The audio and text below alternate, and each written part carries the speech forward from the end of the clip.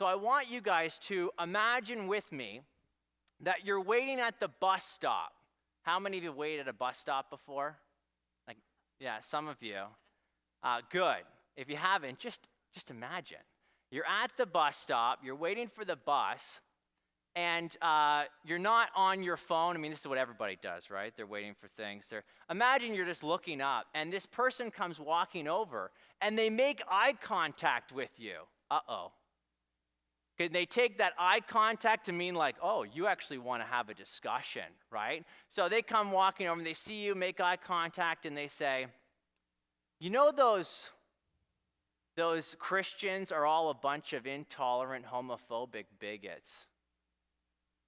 And you're thinking, are you talking to me? Oh, no. And so how many of us in that situation where it's a little bit awkward, just are going to maybe give an awkward head nod and just ignore? I mean, that's, I think, what most of us want to do in those kinds of situations where we're caught off guard, caught flat-footed. Maybe some of us are thinking, no, you know what? I couldn't possibly make an impact in the next 5 minutes because the bus is coming, and this person probably isn't going to repent and turn to Jesus right here. And so why bother even getting started in a conversation, right? Some of you might be thinking, I probably couldn't change this person's mind anyways. I don't know where they're coming from. I mean, they certainly have some really strong ideas about Christians. And so what I want to say to you is that it may surprise you that in those kinds of conversations, we all can get involved, all of us. In fact, I think at the end of this, you're going to see easily what you can say in response. I don't consider myself in those interactions to be an evangelist. There are many gifted evangelists out there. But I want to show you that our primary goal, at least in a conversation like that, shouldn't be necessarily to bring someone to the foot of the cross. Now, before you throw stones at me, I want you to hear me out, okay? Because I do have my overall goal is certainly, if you were here this morning, is to see people transformed by the gospel and accept it. But in those conversations where you might only have a few minutes, I have actually a different goal. Now, there's a problem in our culture. We can't just go straight to the gospel anymore, unfortunately, at least in the Western world. And that's partly because there's a couple of problems. One of them is our culture is religiously ignorant. And again, that's not a put down, that's being descriptive, okay? If you try to give the simple gospel to someone, it's like you're speaking a foreign language. You better know how to define the terms you're using, like gospel, like sin, like redemption, like sacrificial atonement, these kinds of things. So there's this religious ignorance in our culture. That's one thing. By the way, there's a very hostile culture out there. I don't know if you've noticed. And this culture has a lot of challenges to Christianity. I call them gospticles. Say gospticle. It's just a made-up word, okay? A friend of mine made it up. And it basically means an obstacle of the gospel. You talk to people you want to talk to them about Jesus Christ, and all of a sudden they bring up science. And they say, well, what about the Big Bang? Or what about this? Or what about... They want to bring, and you're thinking, no, I want to talk, no, it's a gospel. You're going to have to remove that so that you can have a clear path to make your way. Or another gospel might be hell. There's a lot of people out there who have a problem with a God who would send anyone to hell. Another gospel might be the Bible. That is, isn't that book full of contradictions? You can't talk to me about Jesus because he's in that book that's full of contradictions. And so, or evolution. I mean, the list goes on and on and on. Before we can do evangelism in this culture, we got to do what Francis Schaeffer called pre-evangelism. Pre-evangelism. And that, I think, is removing these gospticles, or what the Apostle Paul calls strongholds. Okay, so there's a lot of people who are religiously ignorant in our culture. But the second problem is, man, if I got to get you the gospel in 3 minutes before the bus shows up, that could be a little bit awkward. You start with, hey, great weather we're having, right? And then did you know that you're also a sinner? This kind of thing. Where's the natural segue? What ends up happening is, I think what we need to do is kind of find those bridges where you can get to the gospel, where it's natural, where it's a natural transition or segue. Sometimes that doesn't show up in every conversation. Sometimes you're just going to have to get the conversation moving, and then it's going to die a natural death, and you'll pick it up maybe later on, or someone else will pick it up from there. I said I don't consider myself an evangelist. What I do consider myself as is an ambassador for Christ. Here's what 2 Corinthians 5, verse 20 says. It says, therefore, we are ambassadors for Christ, God making his appeal through us. We implore you on behalf of Christ, be reconciled to God. So we're ambassadors. We're ambassadors for Christ. Now, I want to show you what a poor ambassador looks like before I describe what a good ambassador looks like. Here is an example of a bad ambassador for Christ.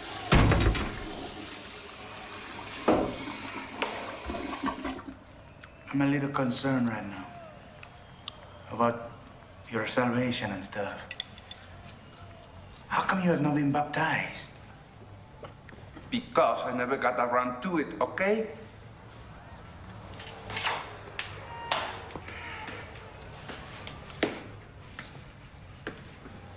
I don't know why you always have to be judging me.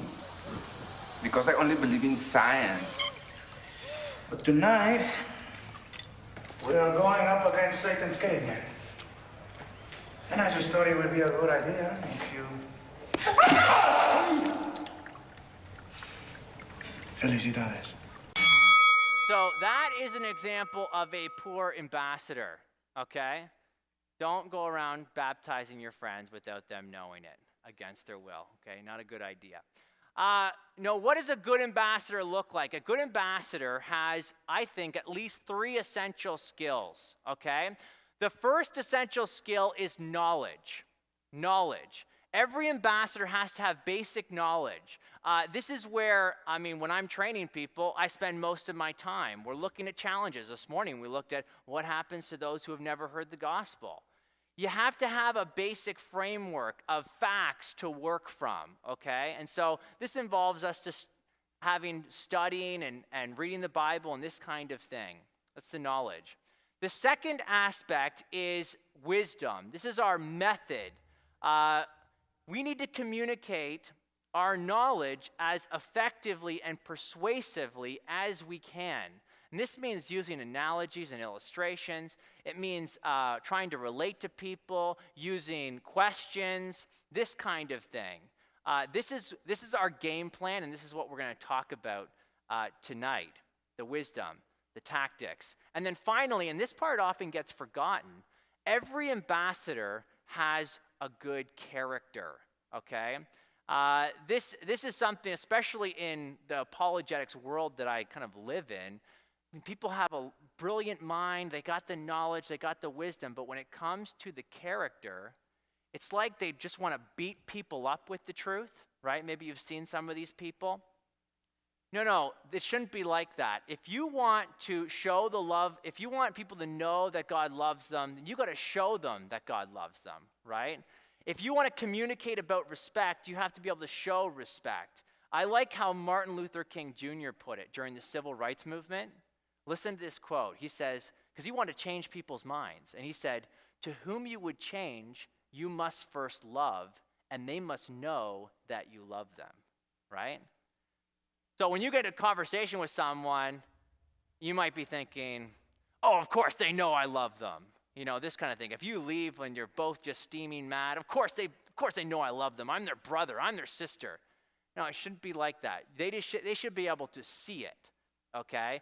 And so 3 essential attributes. Now, Many people are under the impression that there are ambassadors, and then there are these like super ambassadors, and they're called apologists, and they're the ones who got to go out there and do all the defending and all that stuff, answering questions, and that simply is not true.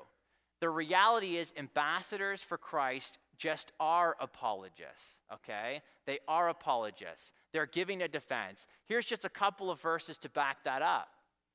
An apologist is someone who defends the faith, and we get this from a couple verses, but in particular, 1 Peter 3:15 says, always be prepared to give an answer. And that word answer really means a legal defense, apologia, okay, in Greek.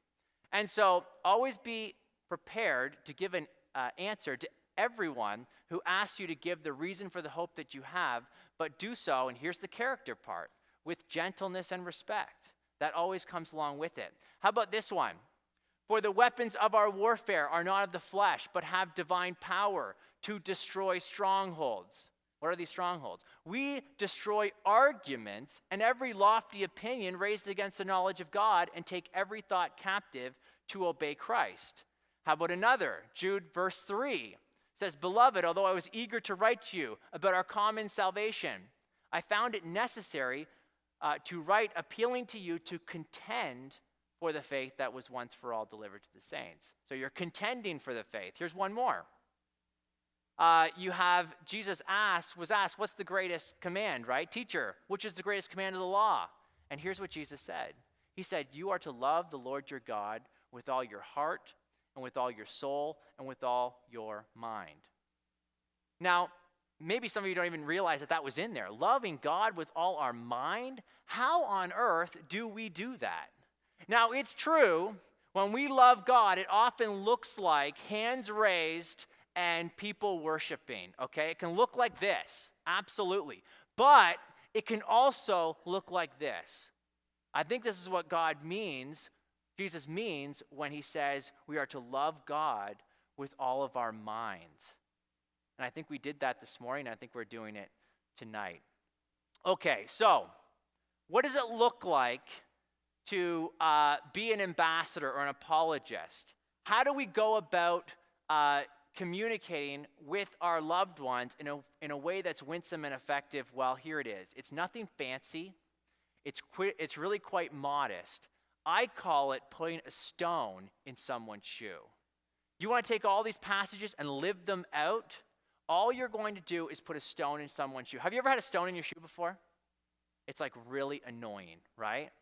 And if you get a conversation with me, I want to put a stone in your shoe. So you walk away from our conversation kind of like, man, I can't stop thinking about what he was talking about there. You know? Have you ever had a stone in your sandal? I don't even know how that works. You're like kicking it around and it just stays in there. Defies physics. And so you're going to put a stone in someone's shoe. That's your goal, okay? And if you can leave a conversation with just doing that, you have done your job, okay? And so I tell people, you don't have to hit a home run. You don't have to even get on base. All you need to do is step up to the plate. If we just had more Christians willing to step up to the plate in these conversations, I think that we would transform the culture. So here it is. Here's the game plan. No matter how little you think you know, how shy you think you are, or scared you might be, I'm going to give you the game plan to get from the content to the conversation, okay?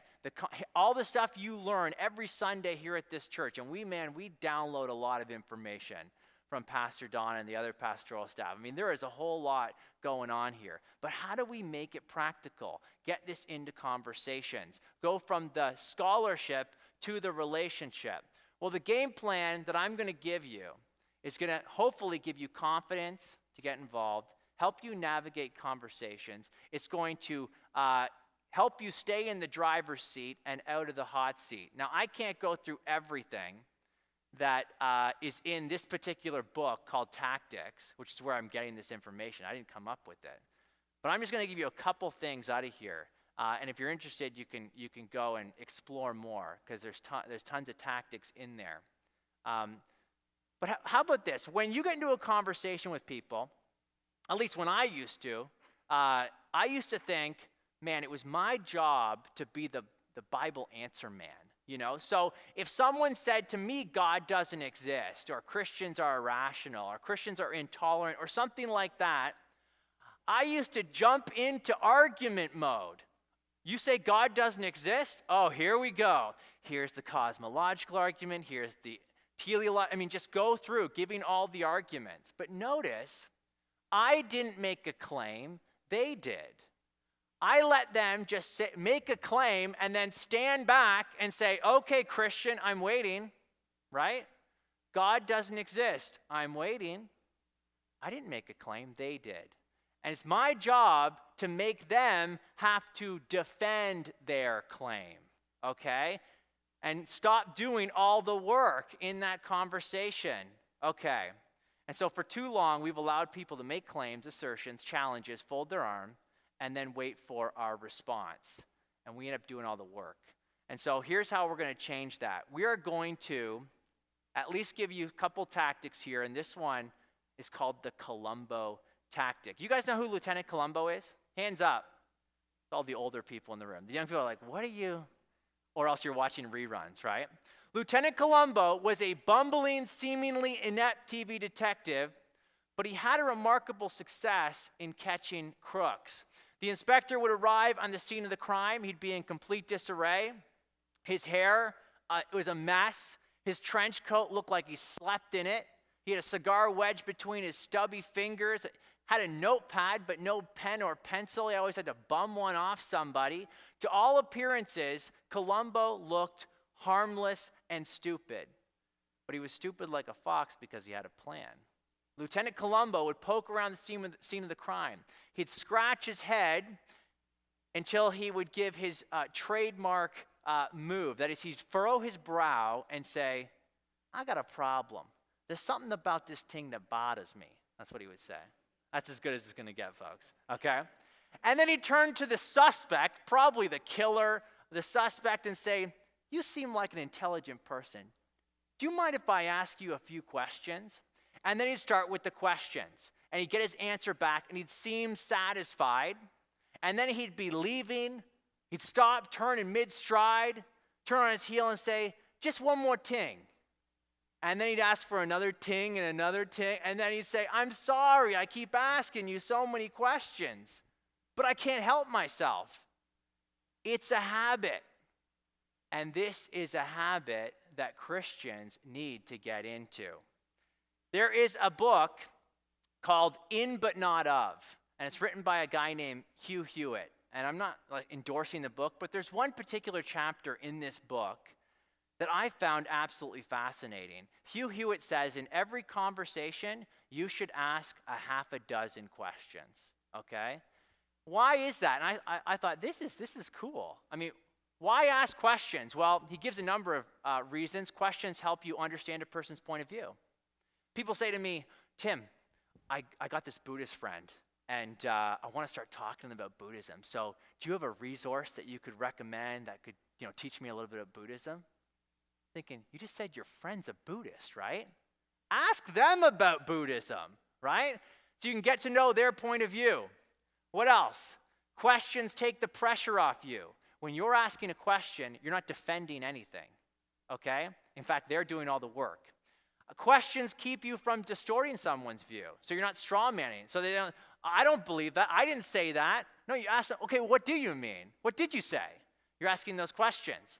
Questions are friendly and help you build relationships. This is just common sense. Questions show you're interested.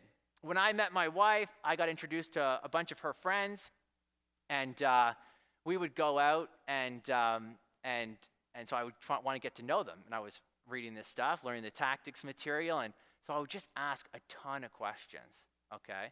And this one guy, I spent the night just asking him questions, learning pretty much everything there was to know about him.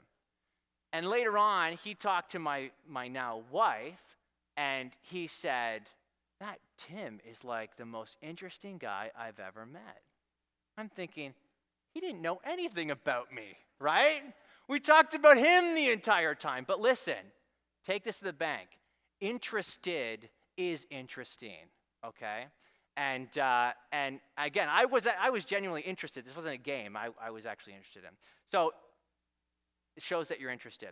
Questions give you an education. Oh man, if I'm on a plane and a quantum physicist sits next to me, you better believe I'm picking his brain, okay? And I don't care if he disagrees with me or whatever, if he might beat me up, that's fine. But if I can get that free education without paying for it, you better believe I'm taking it. Questions do not require a defense. So some of you are thinking, man, I don't want to get involved because I'm going to have to defend. Questions don't require any. Finally, they get you in the game. You can ask questions all day long, okay? Now, there's a philosopher and mathematician, brilliant man named Blaise Pascal, and he wrote this. He said this: people are generally better persuaded by the reasons which they themselves discovered than by those which come into their heads by others. What's he saying? He's saying that if I can ask you questions and get you thinking, and then you come to the conclusion that I wanted you to have to begin with, that's better than me just saying, believe this. Believe in God. Okay, that might not work. But if I get you thinking about God, and then he starts thinking, yeah, God must exist because I've reasoned that way. This is the way to go. Francis Schaeffer, this is counterintuitive. Listen to what he says. If I have only an hour with someone, I will spend the first 55 minutes asking questions and finding out what troubles their heart and mind. And then the last 5 minutes, I will share something of the truth. That is, to me, that's counterintuitive. If I get an unbeliever, I'm going to spend 55 minutes giving them truth, right? And then at the end say, do you have any questions? No, I think Schaeffer's onto something here. This is what we need to be doing.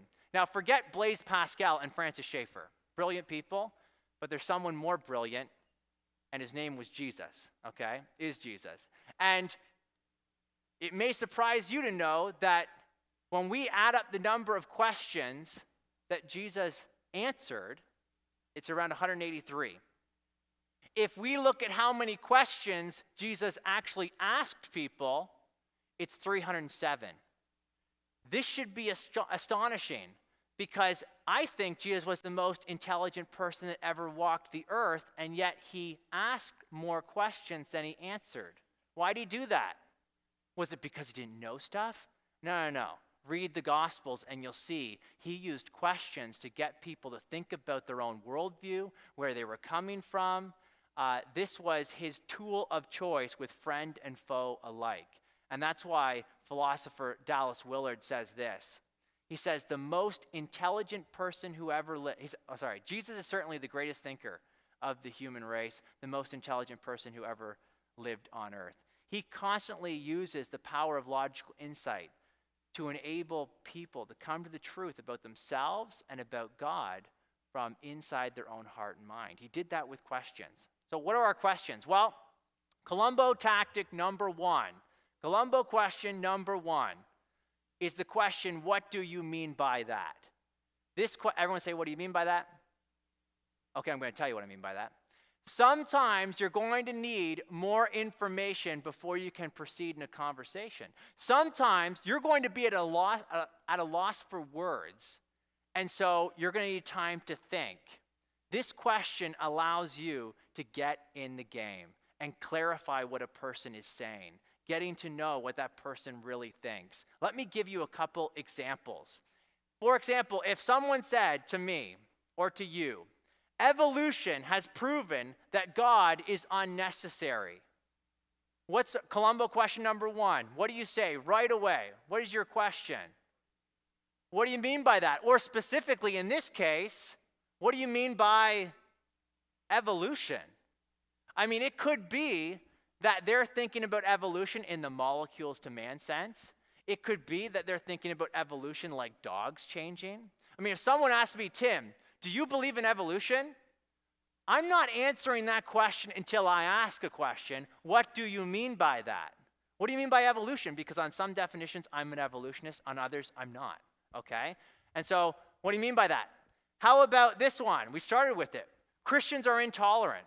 Someone says, all those Christians are intolerant. What's our question? What do you mean by that? What do you mean by intolerant? Right? The word tolerance has actually completely changed its meaning It used to mean that we disagree, but I respect your right to hold that view. Now it means that we can't disagree. All views are true. And if you say different, we're going to come down on you pretty hard, okay? You're intolerant. And so it's come to mean something different. How about this one? All religions are basically the same. We ask, what do you mean by that? What do you mean basically the same? I've been in conversations, this has come up. What do you mean by basically the same? And we'll talk about this in a minute. Don't be surprised if the person's left scratching their head because they have no idea how all the religions are basically the same. They've just heard people say it, right? Okay, go ahead. I mean, I've studied most of the world religions. Can you explain to me how they're basically the same? Because I don't see them being basically the same. I see them being fundamentally different. But maybe you know something I don't. So please share. How are they basically the same? It's irrational to believe in the God of the Bible. What do you mean by the God of the Bible? If you're thinking about some guy with a beard sitting on a cloud somewhere, I don't believe in that God either. And it turns out most people don't have a proper view about God. And that's probably why they don't believe in him. I think if they knew what God was really like, then that might change their mind. Stuff like my body, my choice. You see it plastered on bumper stickers and t-shirts. Pro-choice rallies.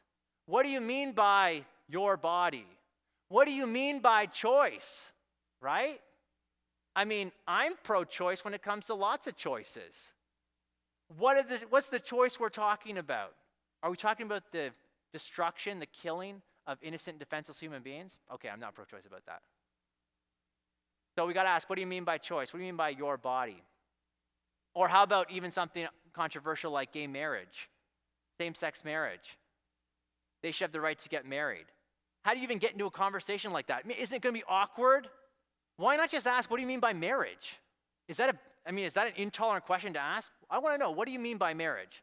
Is it something that we just come up with? Or is it something we describe like gravity? I think it's something we describe. We say, hey, look at that thing. Oh, that's marriage, okay? It's not something we can just come up with because then it could be whatever. And I think that's where we're going as a culture. Now, don't be surprised if you give the COLUMBO tactic and you get a blank stare and complete silence, because a lot of people don't have any clue what they mean by the things that they say, okay? And I'm just telling you, start asking people what they mean by that, and you'll see what I'm talking about, okay? Just try it. Now, this is where grace comes in, because you're going to have to be patient. This is not your chance to say, ooh, gotcha, na-na-na boo-boo, you know, this kind of thing, and like do some celebratory dance. No. They give them a chance to think and maybe get back to you. All right, that's the first question, but I want to give you another one. One more. This question is, how did you come to that conclusion? This is your second COLUMBO question. You can ask, what do you mean by that, till the cows come home? But you'll eventually get really annoying, okay? And fellas, if your husband, or if your wife says, you're being an idiot, don't ask her what she means by that, okay? It will not go well for you. So there's sometimes you don't want to use that tactic. Or this one, how'd you come to that conclusion? Don't go there. I've tested this theory. So here we go. You got enough information. Now you want to start to figure out why they hold the view they hold. And so this is, how did you come to that conclusion? This tells you their evidence, their reasons for believing the things that they believe. We got to start asking people these questions. Christians are not the only ones who have to give evidence for what they believe. Everyone has beliefs about stuff, and so let's start asking people why they believe the things that they believe. Now, here's a general rule. Whoever makes the claim bears the burden of proof for defending that claim, okay? This is the rule in conversations. Whoever makes the claim bears the burden of proof. So if you start making claims, you better get ready to defend them. So if you're on Facebook, you start making statements, get ready to defend. If you just want to get a conversation going, throw a question out there. And then you have no obligation to come back and respond and get up till 3 a.m. I can't, you don't want to go there. Ask a question.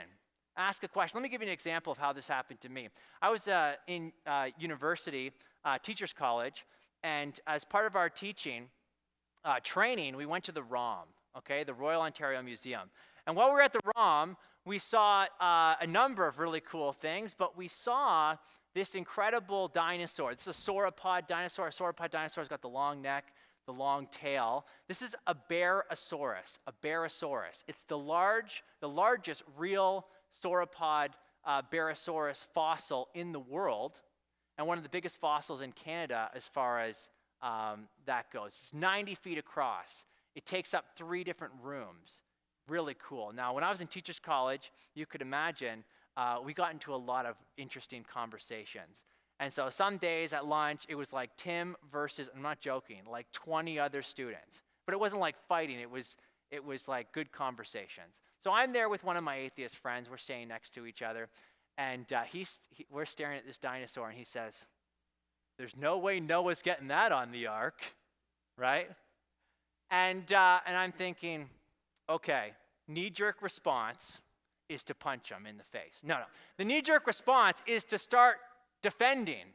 But I didn't make a statement. He did, right? So it's not my job to start defending. It's my job to start asking some questions. And so some of the questions I ask, because whether you're a young earth creationist or older creationist or whatever, I mean, you're going to answer that differently. What I asked was, okay, there's no way Noah's getting that on the ark? Well, surely then you must know how big the ark was. Because I could imagine if it was really big, I mean, that's no problem. It fits in the ROM, no problem, right? How big was the boat? He said, "I have no idea." Does anybody know? I said, actually, it's written in Genesis. You got to know how cubits work, though. And then I said, okay, you don't know how big the boat was, but then you must know how many animals were on the ark because, if you got a whole lot of animals, it's going to be too crowded. So there must be, but if there's not too many, then maybe it's not a big deal. He said, "I have no idea how many animals on the ark." Okay, so you have no idea how big it was or how many animals were on the ark, but you're still sure that there's no way Noah's fitting that on the ark. You see, I'm just using questions to show, hey, this guy just made a statement and he has no reason for making it. I mean, give me some reasons, right? Now, if you're an older creationist, there was no dinosaurs on the boat anyways, and so that you could take that route, but you don't need to. And what had happened was, he threw down the gauntlet. You guys know what a medieval glove is, right? The gauntlet. And in medieval times, you throw it down, the other guy picks it up, then they duel. But what happens today is people are throwing down the gauntlet and then standing back and saying, "I just dominated," right? There it is. I just posted a meme. Oh yeah, you see these things online. It's like they won something. Give me a break. That's not how this works. No, I'm going to pick it up and then we're going to dialogue. That's how it's supposed to work. And so we've got now 2 COLUMBO questions. The second COLUMBO question is actually very generous because we asked, how did you come to that conclusion? What does that presume? That they actually came to a conclusion, right? And again, don't be surprised if they have no reasons for what they believe. Okay, and that they're caught off guard by you asking such a question. Because the reality is, most Christians are not asking atheists or skeptics or even Muslims and Jews or anyone else why they believe the things they believe. We think that we're the ones who have to do all the defending, but no one else does. It's strange to me. So we got 2 questions in summary. The first COLUMBO question is, it helps you know what the person believes. And the second COLUMBO question tells you why they believe what they believe. Notice these 2 COLUMBO questions will keep you out of the hot seat and they'll get you in the driver's seat. When you're asking the questions, you're directing the conversation, which is a lot of fun. For both people, I think, by the way. So what happens if things are going real smooth and you feel like, or aren't going very smooth, and you feel like you're out of your depth? Like maybe, you're on a plane ride somewhere and you think, man, I'm going to use those tactics that Tim was talking about.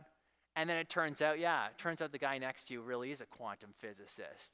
And you're going to talk about how God made the universe. And he's talking about multiple universes and all kinds of stuff that you just feel like, I don't know this stuff.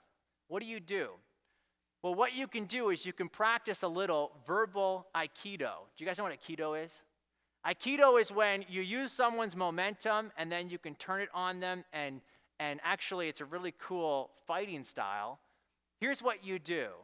You're going to use the COLUMBO tactics. Hey man, you seem like you're a really smart guy, you know. Do you mind if you just tell me what you believe? What do you mean by that? What you believe? And then tell me the reasons why you believe it. And I'm going to maybe write some of this stuff down. I'm going to listen. That's what you're doing.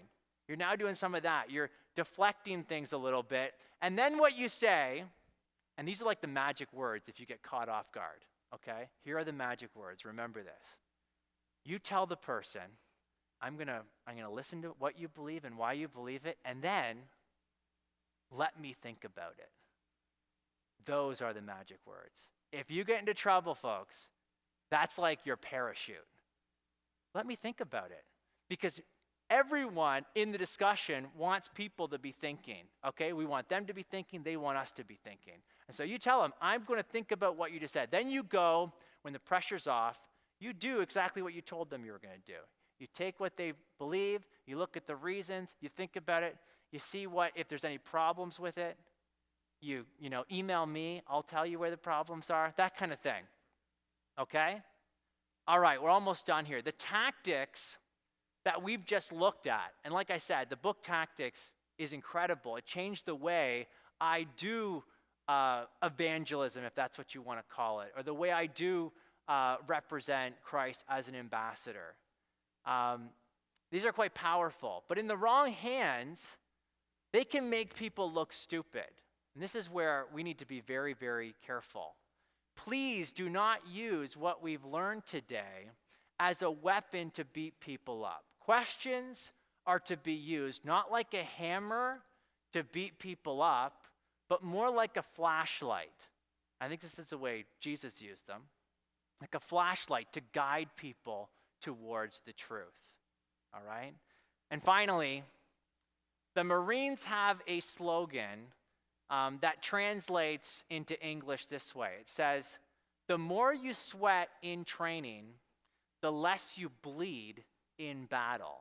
I think this is true of what we've been talking about as well. The more you practice these tactics, the more effective you'll be. And so, my wife can testify to this. I often will say, what do you mean by that, without even thinking anymore, okay? And it can get annoying, you know. Do you want macaroni for dinner? What do you mean by that? Not good. But the more you practice these at the dinner table, some of you guys are parents, you need to be with your kids. They start saying things, what do you mean by that? You teach them, you model to them these kinds of questions, because in the field I'm in, I just spent 4 days at Lakeshore Pentecostal Camp with about 200 young people. And it was incredible. We did some serious training there on, how we know God exists. How do we know you can trust the Bible? How do you know the resurrection happened? On the first day, though, what we did was I came in and I role-played being an atheist. And I beat those kids up. And you should have seen, these kids were, they were caught off guard. They did not know how, for the most part, didn't know how to respond. Now, there was a couple bright kids that really impressed me. But there was a number of them, and we did a Q&A time. And I'm going back and forth with them, role-playing that atheist. None of them, except for one student, was able, and this is how I had to shut it down, because he was going Columbo on me. He was asking me questions like, what do you mean by that? All the others went right into defensive mode. Oh, you said this? Well, I'm saying this. That kind of thing. What we need to be doing is training, especially our young people. The most important generation of the church, I think, is the next generation. And so whether you're a grandparent, aunt, uncle, whatever, need to start using this early on, so when they get to university, when they get into these situations, it is second nature. People are going to say, man, you don't want to talk to that guy. He's going to ask you so many questions. You're not going to know. Your head's going to be spinning. This kind of thing. I'm sick, like we said at the end there. The more you sweat and train, the less you bleed in battle. There are so many of our kids, it's something like 75%. The numbers range from 50 to 80% of young people go off to university, and they get to university, they end up walking away from their faith. They are bleeding out in battle. Why? They never were trained to begin with. They're stepping into the ring with academic heavyweights, and they've never done any kind of training. And so I, for one, am sick of seeing them being beat up, and the rest of us. And so I hope and pray that we'll start to put some of these tools into practice and see what God does, because I know he can use these kind of tactics. Let's pray.